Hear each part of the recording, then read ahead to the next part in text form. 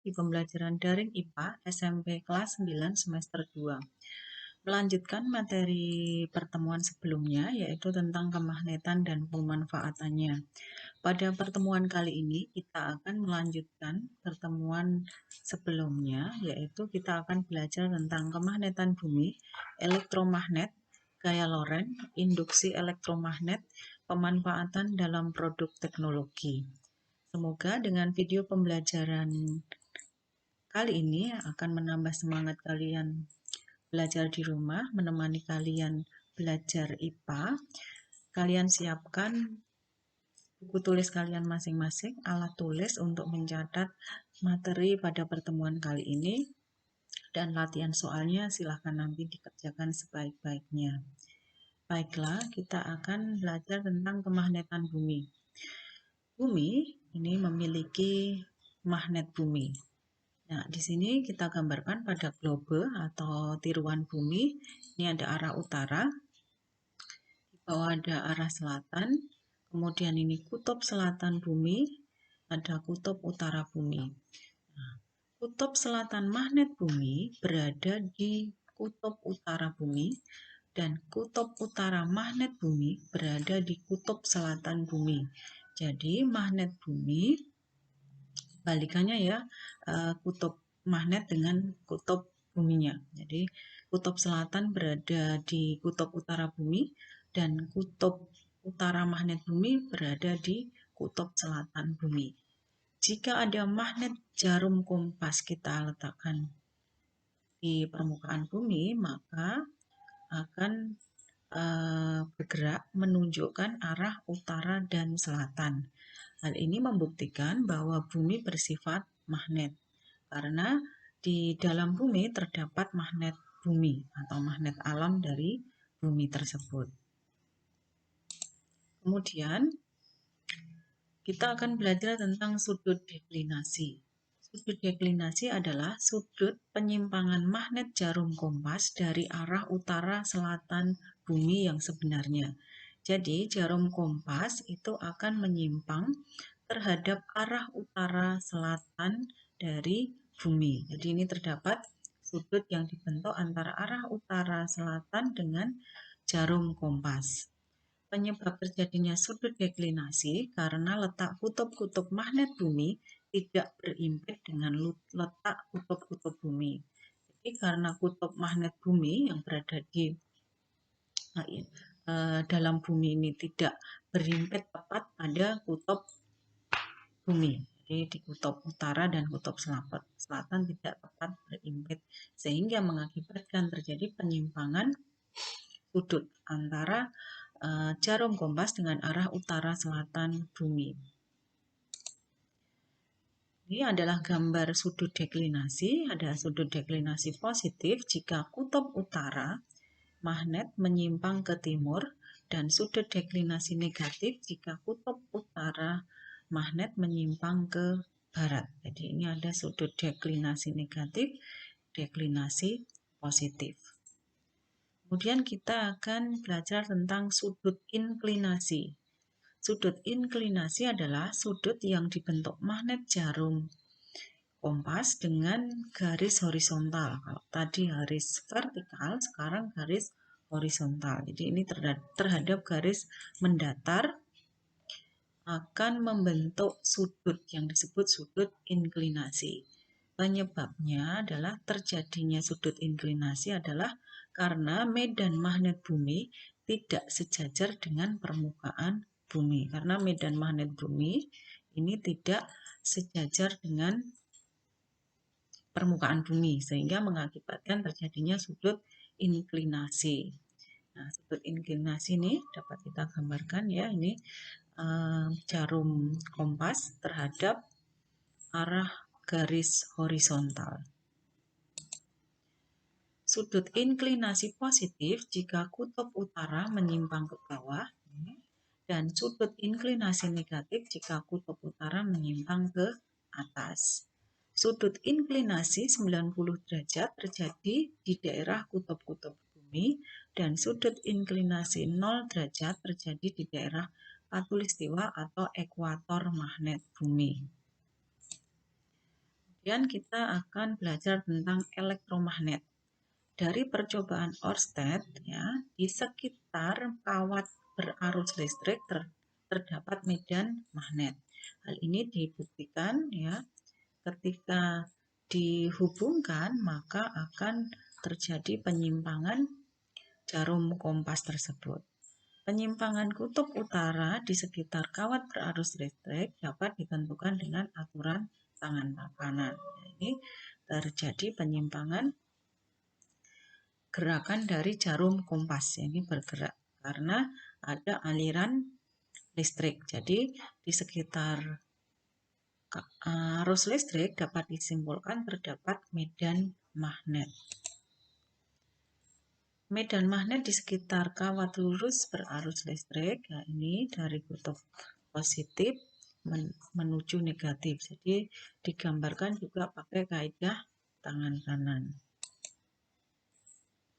Menentukan arah medan magnet di sekitar kawat lurus berarus listrik dapat ditentukan dengan aturan tangan kanan. Ketentuannya, arah arus listrik ditunjukkan oleh ibu jari, ini arah arus listrik, dan arah medan magnet ditunjukkan oleh arah 4 jari. Jadi ini arah 4 jari menunjukkan, nah ini ya, arah medan magnet, yang ke atas ini arah arus listrik.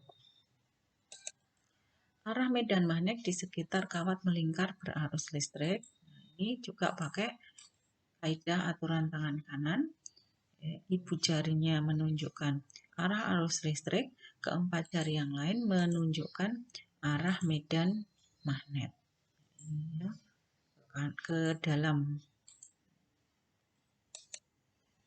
Ini medan magnet pada solenoida, ya, ini inti besi atau baja yang dililiti dengan kawat, kemudian dialiri arus, maka akan terjadi medan magnet. Ya, ini dari kutub positif yang panjang ini dulu menuju ke kutub negatif. Jadi ini arah arusnya ke atas, kemudian mengalir ini ke bawah, mengalir ke bawah, kemudian ini juga ke bawah. Kemudian keempat jari menunjukkan arah medannya, berarti ke bawah, arusnya akan ke ibu jarinya ke kanan, berarti keluarnya ini sebagai kutub utara, nah ini masuk sebagai kutub selatan magnet. Cara memperkuat kemagnetan pada elektromagnet, 1. Menambah jumlah lilitannya, jadi semakin banyak lilitan, elektromagnet akan semakin kuat, semakin besar kemagnetannya. 2. Memperbesar kuat arus listrik. Dengan kuat arus listrik semakin besar, maka kemagnetan juga akan semakin besar atau semakin kuat. Kemudian ketiga, memberi inti besi. Alat-alat produk teknologi sehari-hari yang menggunakan konsep elektromagnet, contohnya bel listrik, telepon, kemudian ada relay atau saklar elektromagnet, kemudian ada motor listrik. Ya, biasanya digunakan alat-alat elektronika seperti kipas angin, itu ada motor listriknya yang mengubah energi listrik menjadi energi gerak. Kemudian gaya Lorentz. Gaya Lorentz itu gaya yang muncul pada kawat berarus listrik yang berada di dalam medan magnet. Untuk menentukan arah gaya Lorentz digunakan kaidah atau aturan tangan kanan. Caranya, rentangkan ketiga jari, yaitu ibu jari, jari telunjuk, dan jari tengah. Sedemikian hingga membentuk sudut 90 derajat atau tegak lurus. Jadi ini saling tegak lurus. Maka jika ibu jari menunjukkan arah arus listrik, jari telunjuk akan menunjukkan arah medan magnet, dan jari tengah akan menunjukkan arah gaya Lorentz. Ya, jadi ini F-nya, gaya Lorentz itu lambangnya F, itu ditunjukkan oleh jari tengah. Kemudian jari telunjuk menunjukkan B atau medan magnet, dan ibu jari menunjukkan arah arus listrik. Besar gaya Lorentz sebanding dengan kuat medan magnet, panjang kawat, dan kuat arus listrik. Dirumuskan F sama dengan B kali I kali L. F adalah gaya Lorentz, satuannya Newton. B adalah kuat medan magnet, satuannya Tesla. I adalah kuat arus listrik, satuannya ampere. L adalah panjang kawat, satuannya meter. Alat yang menggunakan prinsip gaya Lorentz, contohnya motor listrik, digunakan untuk mengubah energi listrik menjadi energi gerak. Contohnya pada kipas angin. Contoh, sebuah kawat penghantar panjangnya 2 meter berarus listrik 10 mA dan berada pada medan magnet tetap 5 Tesla. Berapakah besar gaya Lorentz? Ketahui L sama dengan panjang kawatnya 2 meter, B medan magnetnya 5 Tesla, I sama dengan 10 mA, jadikan ke ampere berarti dibagi 1000 sama dengan 0,01 ampere. Ditanyakan gaya Lorentz berarti lambangnya F. Jawab F sama dengan B kali I kali L. Sehingga 5 kali 0,01 kali 2 sama dengan 0,1 Newton. Kemudian induksi elektromagnet. Jika arus listrik dapat menimbulkan medan magnet, seperti tadi percobaan Oersted, apakah medan magnet juga dapat menimbulkan arus listrik? Jadi kebalikan ya. Apakah medan magnet juga dapat menghasilkan arus listrik? Percobaan dilakukan oleh Faraday tahun 1831. Ini percobaannya Faraday, ada galvanometer. Jarum galvanometer menyimpang hanya jika magnet digerakkan dalam kumparan. Jadi itu magnet keluar masuk kumparan. Maka galvanometer jarumnya akan bergerak. Pada saat magnet digerakkan keluar masuk dalam kumparan jarum, maka galvanometer akan menyimpang. Penyimpangan jarum galvanometer menunjukkan bahwa di dalam kumparan mengalir arus listrik. Arus listrik seperti ini disebut arus induksi. Jadi ini menimbulkan arus induksi yang ditunjukkan oleh menyimpangnya jarum galvanometer. Arus listrik timbul karena pada ujung-ujung kumparan timbul beda potensial. Beda potensial ini disebut gaya gerak listrik induksi atau GGL induksi. Penyebab timbulnya GGL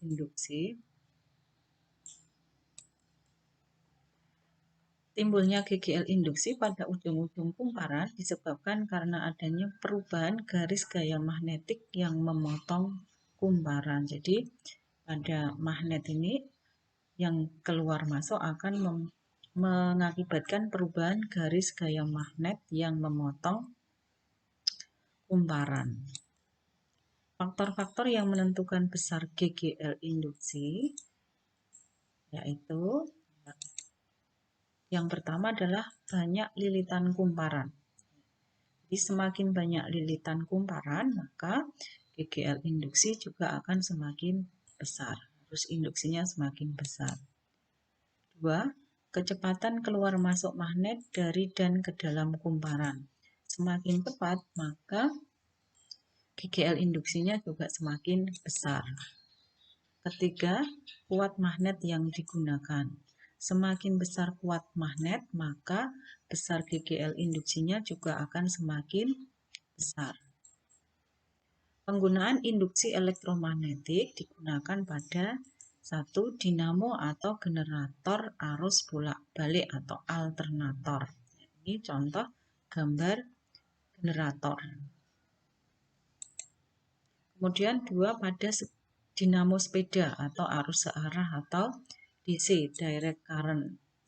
Nah, ini gambar dinamo sepeda. Untuk menyalakan lampu ya, ini ada kumparan. Kemudian ada magnet. Kemudian ada kabel menuju ke lampu.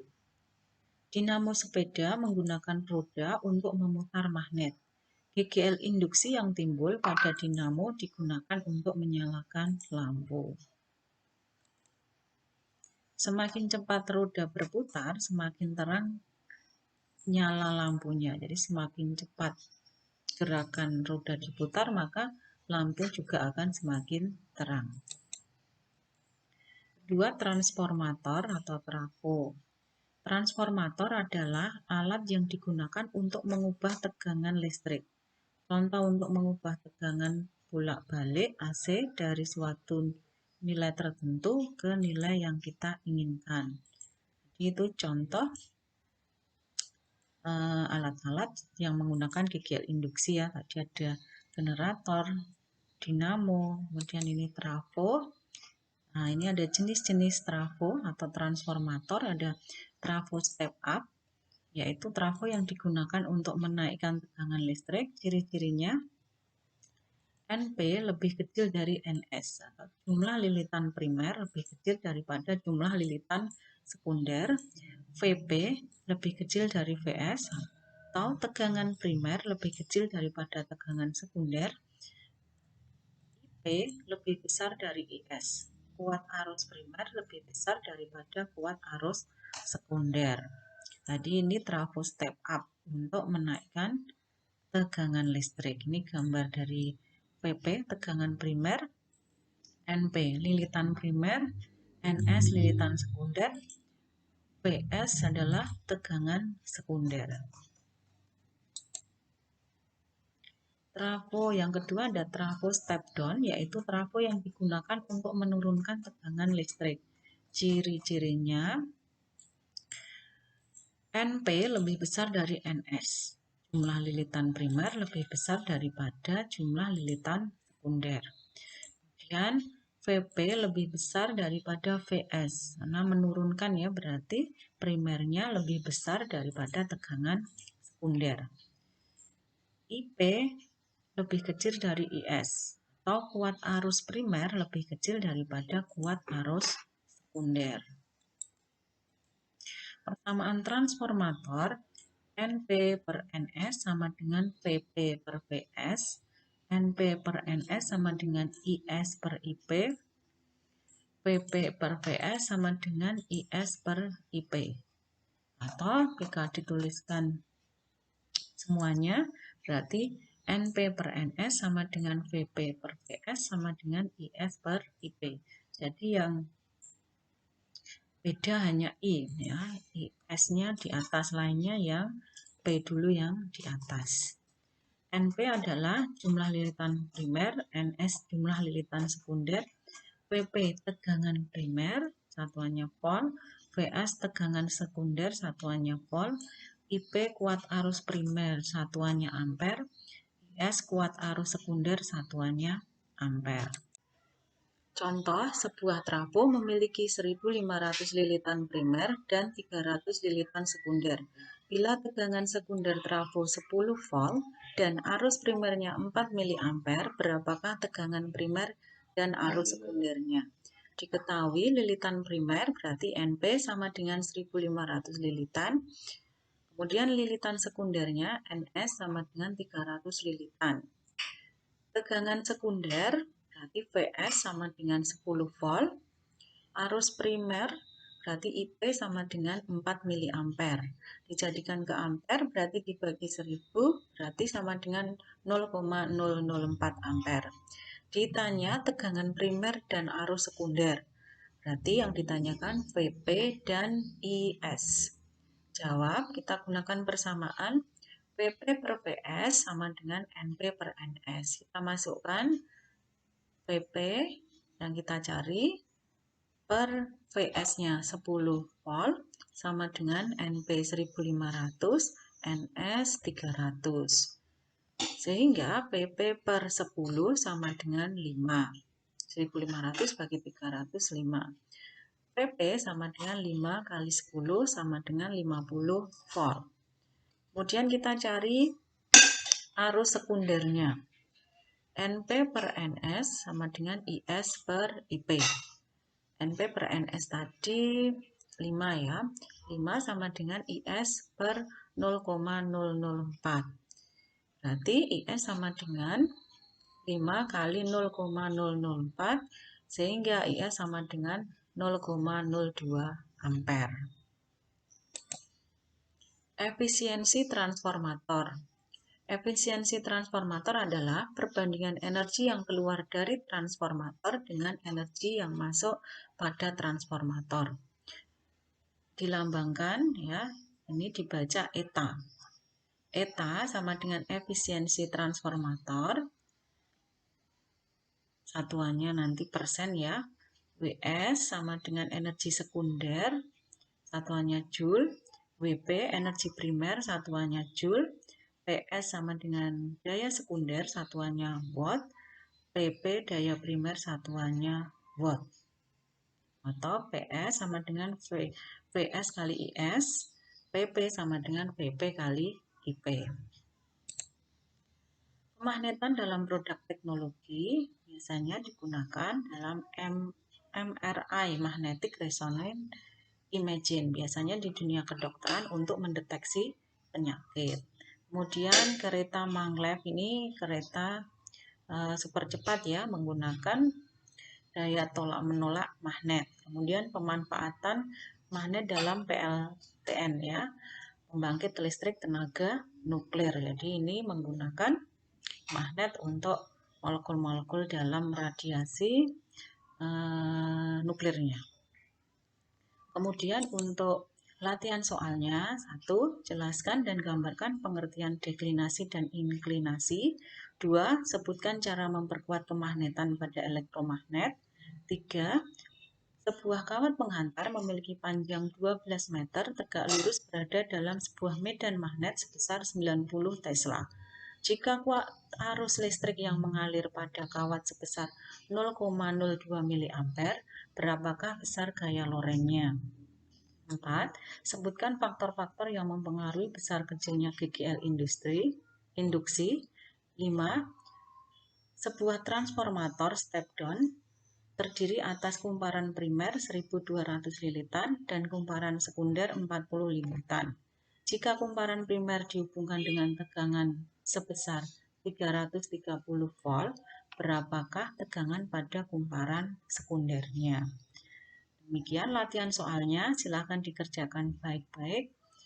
Semoga kalian dengan video pembelajaran kali ini lebih memahami materi pada kemagnetan kali ini.